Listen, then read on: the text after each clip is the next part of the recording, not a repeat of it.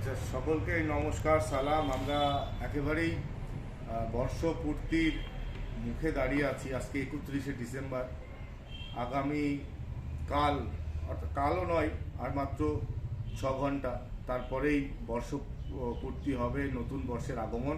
তার নতুন বর্ষের আগাম শুভেচ্ছা। আপনারা জানেন যে কালকে অনুপম রায়ের প্রোগ্রাম ছিল, সেখানে স্বতঃস্ফূর্ত মানুষের যে সমাগম, ঢল, এই ঢলে কালকে একটু বিশৃঙ্খলার জন্য আমরা প্রোগ্রাম করতে পারিনি।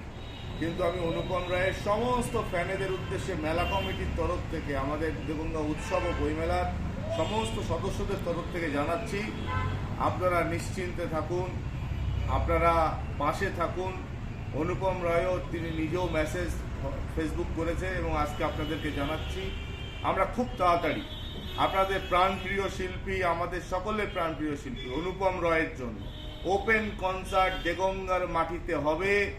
আমরা প্রতিজ্ঞাবদ্ধ।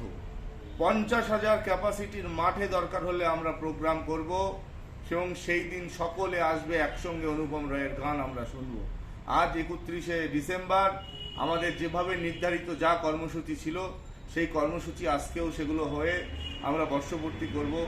আজকে যে প্রোগ্রামগুলো ছিল সেগুলো সপ্তাহে থাকবে, যে ব্যান্ড আছে থাকবে, বইয়ের প্রান্তে বই বিক্রি চলছে, বই মেলাও থাকবে, ফুড স্টল থাকছে, সবাই সব বহাল তবিয়তে থাকবে।